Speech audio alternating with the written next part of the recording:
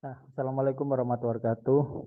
Kita ketemu lagi di materi perkuliahan K3 dan Hukum Ketenagakerjaan. Nah, di sesi yang ke-9 ini, sesi setelah UTS ini, kita akan mulai masuk ke bahasan tentang hukum-hukum ketenagakerjaan. Nah, di bagian pertama ini kita akan membahas mengenai peraturan yang mengatur tentang ketenagakerjaan di Indonesia. Yang pertama ada undang-undang, di mana seperti yang kita ketahui ya, ini di tahun 2022 di akhir 2022 di bulan Desember pemerintah mengeluarkan peraturan pemerintah pengganti Undang-Undang Nomor 2 Tahun 2022 tentang Cipta Kerja yang salah satunya berisi tentang klaster ketenagakerjaan. Nah, yang kemudian di awal tahun 2023 DPR mengesahkannya menjadi undang-undang, yaitu Undang-Undang Nomor 6 Tahun 2023. Nah, ini ya walaupun kontroversial gitu ya, tapi ya ini sudah disahkan oleh pemerintah dan DPR sehingga sudah menjadi undang-undang dan tentu mau nggak mau ini menjadi peraturan yang sudah baku bagi masalah ketenagakerjaan di Indonesia. Terus ada beberapa peraturan turunan yang melengkapi Undang-Undang Nomor 6 Tahun 2023 tadi tentang Cipta Kerja, yaitu Peraturan Pemerintah Nomor 34, Nomor 35, 36, dan 37 yang semuanya dikeluarkan tahun 2021, yang sebenarnya merupakan peraturan turunan dari Undang-Undang Cipta Kerja yang sempat keluar tahun sebelumnya gitu ya, tahun 2020 yang kemudian dibatalkan oleh MK. Tapi dengan eh, disahkannya Undang-Undang Nomor 6 Tahun 2023, maka PP ini berlaku lagi gitu ya. PP nomor 34 itu mengatur tentang penggunaan tenaga kerja asing. PP nomor 35 tentang perjanjian kerja waktu tertentu, alih daya atau outsourcing, waktu kerja dan waktu istirahat, dan tentang PHK. Nomor 36 tentang pengupahan. Dan terakhir nomor 37 tentang penyelenggaraan program JKP, Jaminan Kehilangan Pekerjaan. Ini program baru yang nanti ditempelkan di BPJS Ketenagakerjaan. Nah, pada sesi kali ini kita nggak akan membahas semuanya terlebih dahulu ya, tapi sebagian-sebagian. Dan nanti kita akan jelaskan juga di bagian-bagian lain. Contohnya tentang penggunaan TKA, pengupahan, program JKP ini kita akan jelaskan di sesi-sesi berikutnya. Nah, di sesi kali ini, yang pertama kita akan fokus membahas tentang perjanjian kerja, yaitu kontrak kerja antara pengusaha atau pemberi kerja dengan pekerjanya. Nah, eh, perjanjian kerja ini menurut undang-undang itu dibagi menjadi dua, yaitu perjanjian kerja waktu tertentu dan yang kedua adalah perjanjian kerja waktu tidak tertentu. Nah, PKWT atau perjanjian kerja waktu tertentu itu yang kita kenal dengan istilah pegawai kontrak gitu ya. Sedangkan PKWTT itu yang kita kenal dengan istilah pegawai tetap. Disebut kontrak ya karena ada masa kontraknya gitu ya. Kalau tetap kan nggak ada masanya. Nah, yang pertama mengenai PKWT. Nah, PKWT ini diatur dalam undang-undang bahwa dia didasarkan atas tiga hal ya. Bisa didasarkan atas jangka waktu tertentu yang ada pada kontrak. Yang kedua bisa didasarkan atas selesainya satu pekerjaan tertentu. Jadi bukan jangka waktunya tapi selesainya. Dan yang ketiga bisa juga karena jenis dan sifat kegiatan dari pekerjaan itu yang tidak tetap. Itu ketiganya boleh menggunakan perjanjian kerja waktu tertentu atau menggunakan istilah karyawan kontrak gitu ya. Di luar ini tentu tidak boleh. Yang pertama untuk yang berdasarkan jangka waktu. Jadi kalau berdasarkan jangka waktu tertentu, itu yang pertama adalah pekerjaan yang waktunya itu tidak terlalu lama. Tidak terlalu lama di sini itu disebutkan paling lama 5 tahun sudah termasuk perpanjangannya. Jadi tidak boleh lagi kontrak itu 1 tahun perpanjang lagi 1 tahun terus sampai 10 tahun nggak bisa. Jadi kalaupun sudah diperpanjang boleh, tapi begitu sudah maksimal 5 tahun tidak bisa diperpanjang lagi. Jadi harus berhenti atau ya jadikan aja karyawan tetap gitu ya. Terus yang kedua adalah pekerjaan yang musiman. Ya namanya musiman ya tentu malah nggak sampai setahun biasanya gitu ya. Seperti orang panen gitu ya. Atau orang nanam atau di kebun-kebun itu kan musiman aja gitu ya. Waktunya panen saja misalnya. Atau waktunya ini ya itu pasti kontrak gitu ya. Waktunya pendek. Terus yang berikutnya bisa juga karena berhubungan dengan produk atau kegiatan baru atau yang dalam percobaan. Jadi misalnya satu pabrik sedang trial produk baru. Maka yang mengerjakan trial produk baru itu boleh karyawan kontrak, tidak harus karyawan tetap. Buka lane baru. Sementara boleh pakai karyawan kontrak, tapi nggak terus-terusan ya. Nah, tapi ya kadang ada kelemahannya juga peraturan ini. Kadang perusahaan itu punya produk yang selalu baru gitu ya. Jadi tahun ini produk barunya A, tahun berikutnya produk barunya B terus sehingga dia menjadi kontrak terus. Makanya dibatasi oleh pemerintah menjadi maksimal 5 tahun. Kalau dulu kan nggak ada batasannya gitu ya. Sehingga bisa kontrak terus tuh tiap tahun gitu ya, perbarui terus. Kalau ini sudah nggak boleh lagi. Jadi walaupun Anda mau perbarui terus ya bisa cuma maksimal 5 tahun.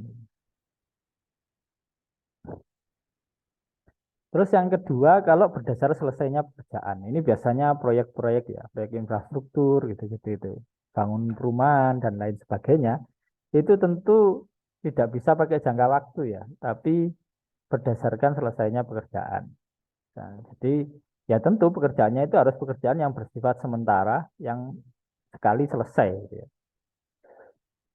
Nah, dalam kontrak tentu tetap ada jangka waktu ya biasanya gitu ya. Misalnya orang bangun jembatan, berapa lama proyeknya? 2 tahun. Ya sudah, di proyek itu di kontrak itu ya 2 tahun gitu. Nah, ini bagaimana kalau ternyata selesai lebih cepat? Nah, kalau selesai lebih cepat maka kontraknya dianggap berakhir otomatis gitu ya. Tapi kalau belum selesai bagaimana? Kalau belum selesai ya boleh diperpanjang sampai pekerjaan selesai. Hanya sampai pekerjaan dianggap selesai gitu. Ya tentu ada kriteria kapan selesainya gitu di awal kontrak. Jadi ya nggak bisa ngasal juga. Bukan terus nggak selesai-selesai terus gimana kontrak terus enggak gitu. Jadi di awal kan sudah ada dan orang membuat proyek itu yang punya batas waktu ya. Jadi nggak mungkin juga dia memolorkan panjang-panjang, rugi dong gitu yang ngerjakan proyeknya. Gitu.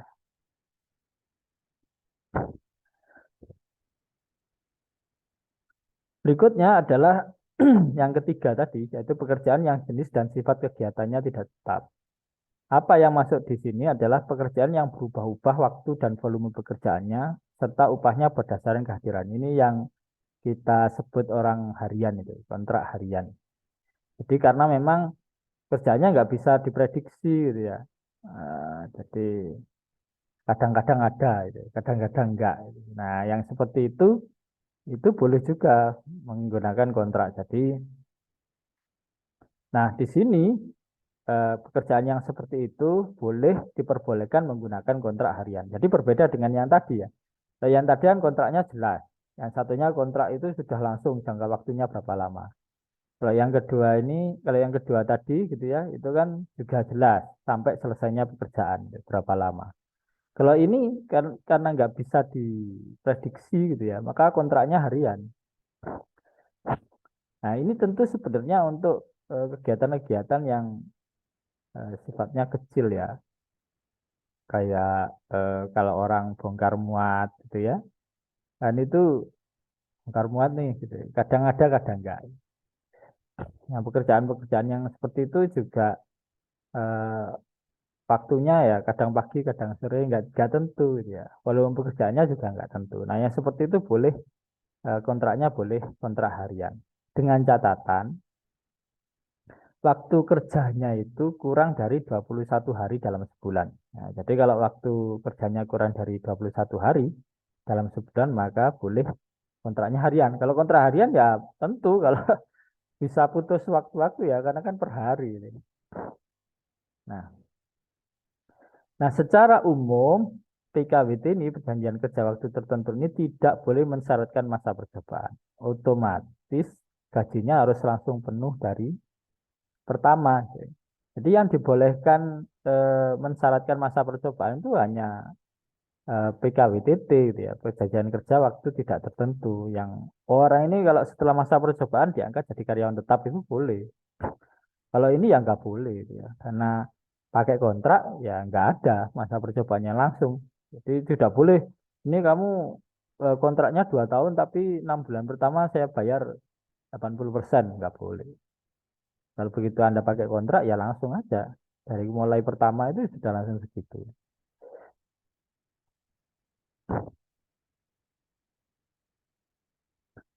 Nah, yang kedua, jenis perjanjian kerja adalah perjanjian kerja waktu tidak tertentu atau PKWTT.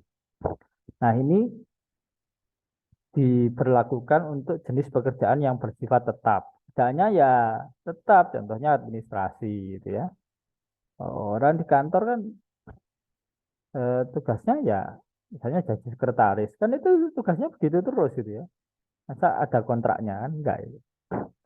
Dan pekerjaannya enggak berubah-ubah. Nah, yang seperti ini boleh diterapkan masa percobaan, tapi paling lama hanya 3 bulan. Jadi setelah 3 bulan harus diputuskan ini mau dilanjut atau dilanjut untuk jadi karyawan tetap atau ya sudah ya, dianggap tidak memenuhi syarat gitu. Jadi itu kalau untuk PKWDT. Nah, kapan suatu perjanjian kerja itu dianggap berakhir? Jadi nggak bisa suatu perusahaan itu semena-mena mengakhiri perjanjian kerja. Ya. Berarti nggak harus ada landasannya. Yang pertama, perjanjian kerja itu dianggap berakhir. Jadi karyawan itu dianggap bukan karyawan lagi. Kalau pertama pekerjanya meninggal dunia. Jadi kalau karyawannya meninggal dunia, maka tentu perjanjian kerjanya berakhir. Yang kedua, kalau karyawan kontrak, ya jangka waktu perjanjian kerjanya berakhir. 2 tahun, sudah selesai 2 tahun ya berakhir. Yang ketiga, kalau yang berdasarkan selesainya pekerjaan, ya karena pekerjaannya selesai. Gitu. Sudah selesai nih pekerjaannya, proyeknya sudah selesai, ya berakhir. Terus kalau terjadi perselisihan, terus dibawa ke pengadilan, maka dianggap perjanjian kerjanya berakhir kalau sudah ada putusan pengadilan yang berkekuatan hukum tetap. Jadi kalau ada perselisihan dibawa ke pengadilan, dia nggak boleh langsung nggak digaji gitu ya. Selama putusannya belum berkekuatan hukum tetap, masih banding segala macam, ya itu masih karyawannya, si karyawan perusahaan. Yang terakhir adalah keadaan atau kejadian tertentu yang dicantumkan dalam perjanjian kerja. Jadi di perjanjian kerja itu kan kadang ada hal-hal tertentu ya yang dicantumkan. Misalnya, oh kalau dia melakukan tindak pidana gitu ya, yang terbukti pengadilan, maka kontraknya dianggap berakhir. Nah, terus misalnya dia membuat kerugian, menyebabkan kerugian dalam jumlah sekian, terus kontrak kerjanya dianggap berakhir, itu boleh saja. Selama itu tercantum dalam perjanjian kerja ya, yang sudah ditandatangani kedua belah pihak, ya berarti itu boleh menjadi dasar hukum untuk melakukan PHK, istilahnya gitu ya. Jadi, wah kamu terlibat narkoba, berarti dikeluarkan dari ini, gitu ya, kena PHK ya. Maka boleh diputus berdasarkan itu. Nah, eh, nah tentu di luar hal-hal tadi gitu ya, itu ya perusahaan tidak boleh melakukan PHK gitu, tanpa dasar.